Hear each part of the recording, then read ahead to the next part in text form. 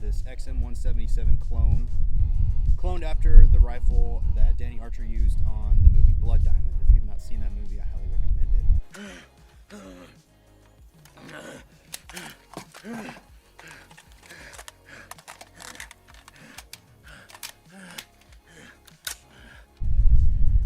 This rifle's kind of a hodgepodge of things. It's not 100% correct as to what was being issued at that time, but after watching the movie and seeing stills and zooming in and being a nerd that I am, this is what I came up with as close as I possibly could without spending an egregious amount of money.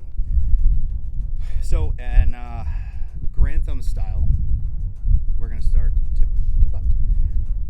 Start with the flashlight is not clone correct. The clone correct flashlight in the movie is a Surefire 660 on a Weaver mount. Neither of those things are made anymore, and to be quite frank with you, the light is very, very dim and you have to upgrade it, and I'm just not really that interested. And it's like $500-600 for a dim flashlight, and I'm just not doing that. So I bought a Surefire Scout dual fuel to throw on there, and I used a knockoff Weaver mount I found on Amazon for like $8. I had to chop it up a little bit, but it works. And to secure the light, I just used some tactical tape, like KT tape, but more texture and stretch, and then a Ranger band to secure the cable. In the movie, he just used one Ranger band to secure the pressure pad, and I'm not okay with that because I like my pressure pad to stay in one place. So we went ahead and wrapped it a couple times with tape. The muzzle device is a Red X Arms. I got off of a upper that was given to me. It's like a very short Colt 701 moderator style muzzle device. The Colt 701 moderator is actually an NFA item. It is titled as a flash suppressor, but it has baffles inside of it, so you got to ask the Alphabet Boys for permission to run that, and they don't make them anymore. So I got as close as I can, and I ordered a clone 701 from a company called Retro Rifles. It's basically just a blast diffuser that's going to go on there, and I'm still waiting for it. So we threw that on there for now, and it is what it is. Going down, the barrel is a 10.3 Colt barrel factory upper, and the handguard is a Colt A1, I think. It's with the single heat guard inside of it, so it is quite a bit slimmer, which that is also correct to the era of the XM177. Going back, it is a Colt stamped carry handle upper. Nice. That I had to buy a 20-inch H-bar and rebarrel it to get. Up from there is a Weaver Picatinny red dot mount. I think I bought a Vortex 30mm scope ring, which again is not correct, but it's as close as I could find. And atop that is a Aimpoint patrol rifle optic. The correct red dot is a Aimpoint M2. This is the newer version of it. They are so similar, it's ridiculous, if not the exact same. I believe the dot's just a little bit smaller, if I remember correctly. Going down from there, the lower is also a Colt lower, Colt trigger pack, Colt BCG. I did change the safety selector to a Radian Talon, and it's set up 45 degrees because handicap stuff. Colt charging handle, Colt buffer tube, spring and weight. I think I actually left the carbine weight in there as well. Haven't changed that yet. And then going back from there is an aluminum XM177 stock. It is not Colt. It is another company, which the name escapes me at the moment, but it is exactly like a Colt aluminum stock. And back then on the 177s, they actually ran plastic and aluminum, and I don't know the delineation there on when they made the switch. Below that, we have a Colt A1 pistol grip. These are actually kind of hard to find as well, but I found one thanks to some friends. And the sling I'm running today is just Redback 1 because I had one around, and it's a good sling. So there you have it. There is the Colt XM177 Blood Diamond clone. If you have the means, I highly recommend picking one up. Let's shoot it. You want to shoot it now? Shoot it yesterday? No. Oh, yeah. Put a mag. I got it. I got a mag.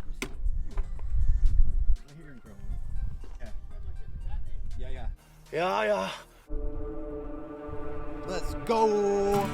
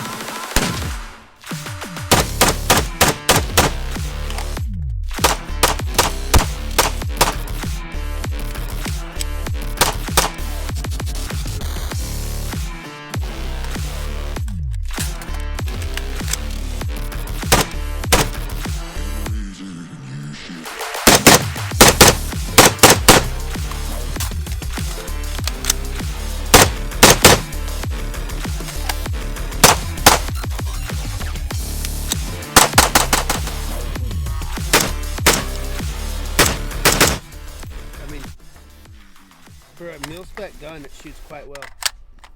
It's all Colt. All Colt, baby. Let's talk about mechanical offset. This rifle sits at a little over a quarter of an inch taller than a T2 does on a Unity Fast, which I believe is 2.26. It's not a huge deal. Just know your holdovers, essentially. Shooting the drills today, I didn't notice a huge difference, to be honest. I don't think it's going to be that big a deal. It is nice. I did run it with a gas mask yesterday, which I have footage of, just no audio, because for some reason, I guess the microphone that I plug into my phone came unplugged or something.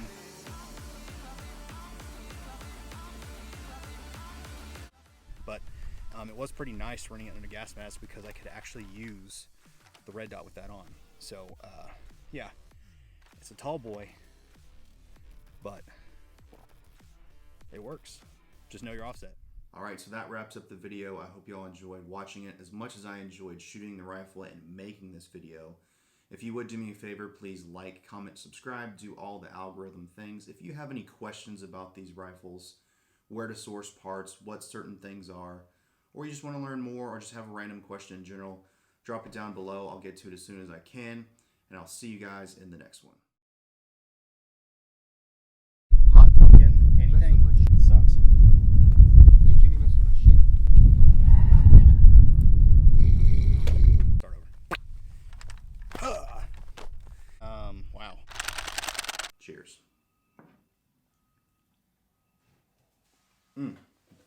Time for another cut.